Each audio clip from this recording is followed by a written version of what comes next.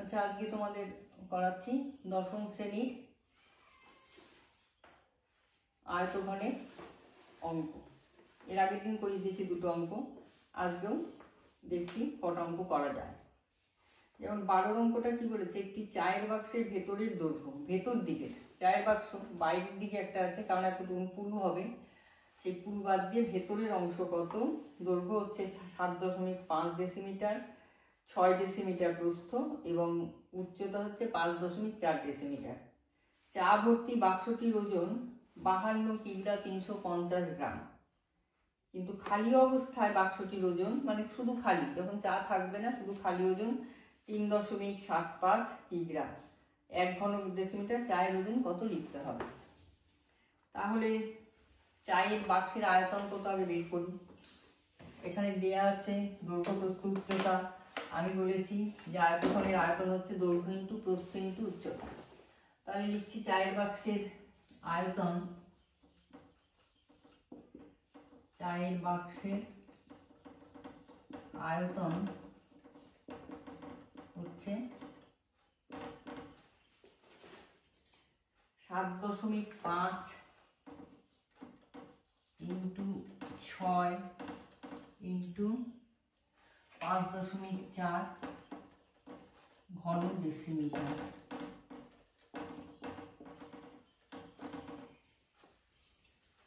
এবার চা ভর্তি বাক্সে চা প্লাস বাক্সের ওজন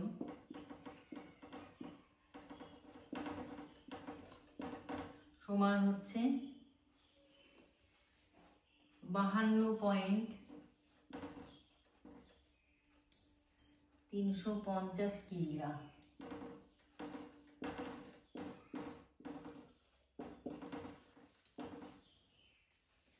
আর খালি বাক্সের ওজন, শুধু বাক্সের ওজন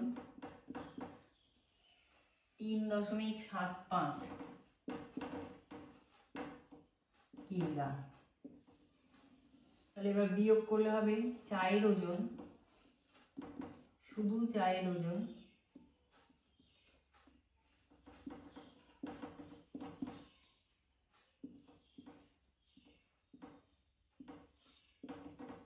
এত কিগ্রা। তাহলে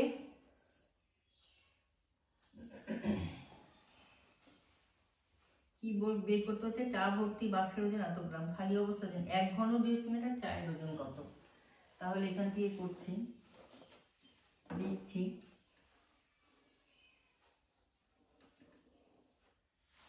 যে 7.5 ইন্টু 6 ইন্টু 5.4 এত ঘন ডেসিমিটার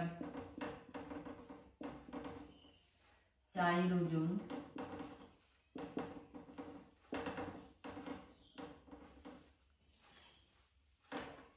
$48.6 কিগ্রা।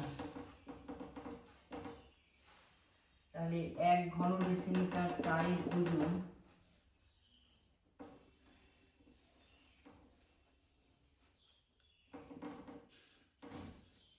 এটাকে যদি একবারে গ্রাম করে দিই,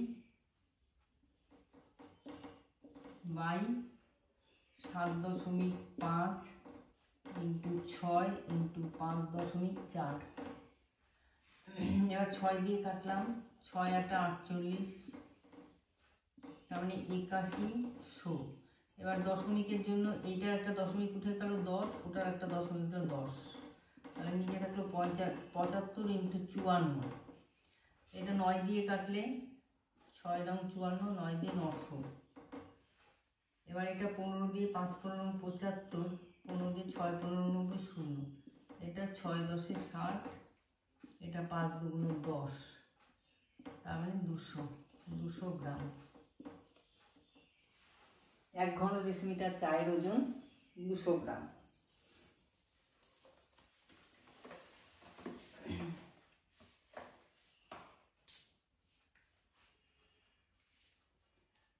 আচ্ছা, এবার দেখো 13টা খুবই সহজ। বলছে ভূমি বিশিষ্ট একটি বর্গাকার ভূমি বিশিষ্ট পেতলের প্লেটের দৈর্ঘ্য এত, বেদ এত এবং প্লেটটির ওজন এত গ্রাম। যদি 1 ঘন সেন্টিমিটার, একইভাবে অঙ্কটা করবে। আচ্ছা 15 অঙ্কটা আমি করে দিচ্ছি। বলছে ঘনক আকৃতি একটি সম্পূর্ণ জলপূর্ণ চৌবাচ্চা থেকে সমান মাপের 64 বালতি জল তুলে নিলে চৌবাচ্চাটির 1/3 জলপূর্ণ থাকে। মানে 64 বালতি তোলা হলো, তারপরে পুরো ভরা ছিল, তার থেকে 64 বালতি তোলার পর 1/3 আছে। চৌবাচ্চার একটি ধারের দৈর্ঘ্য 1.2 মিটার হলে প্রতি বালতিতে কত লিটার জল ধরে? যেহেতু লিটারে আনতে হবে, তার মানে অর্থাৎ ডেসিমিটারে করে নিলেই তোমাদের সুবিধা হবে বাহুটা।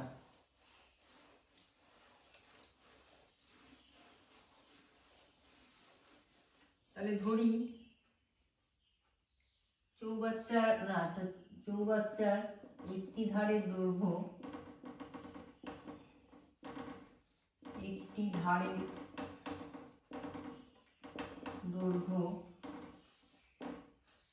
1.2 মিটার, তার মানে 12 ডেসিমিটার।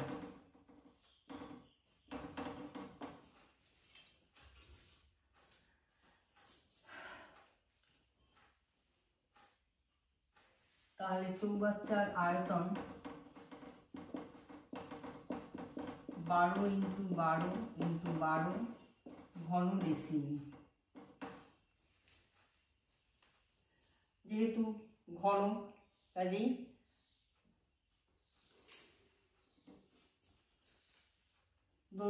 দৈর্ঘ্য প্রস্থ সমান, কাজে 12 12 12। এবার কি বলেছে যে 64 বালতি জল তুলে নিলে চৌবাচ্চার 1/3 জলপূর্ণ থাকে। তাহলে চৌবাচ্চার 1/3 আয়তন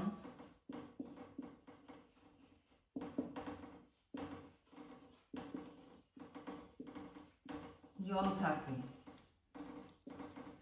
জল তোলা হয়েছে কত? জল তোলা হয়েছে 1 - 1/3 সমান 2/3।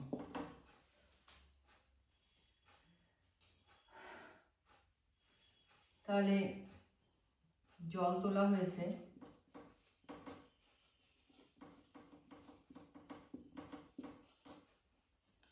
12 × 12 × 12 × 2/3, তাহলে 3 × 24।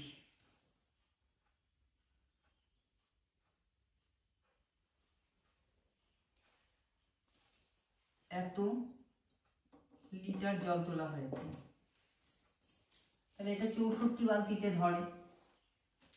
তাহলে 64 বালতিতে জল তোলা হয়েছে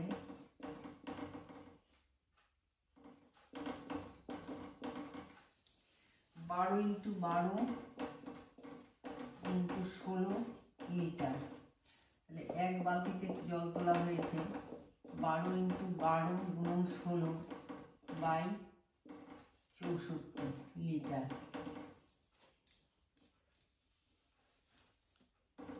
তাহলে 64, 16 দিয়ে 4 16 64, 4 দিয়ে 3 4 12।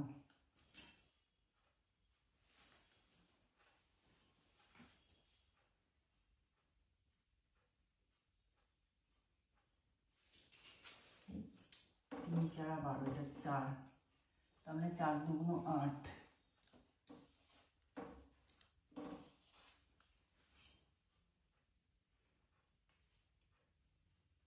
তাহলে 8 দিয়ে 8 8 64। এবার 4 দিয়ে 4 2 8, 4 দিয়ে 3 4 12, 2 দিয়ে 6 2 12, তাহলে 3 6 18 লিটার জল ধরে, মানে এক বালতিতে জল ধরে 18 লিটার। 18 লিটার জল ধরে। এইভাবে অঙ্ক করবে, যেগুলো পারবে না বলবে, আমি করে দেবো।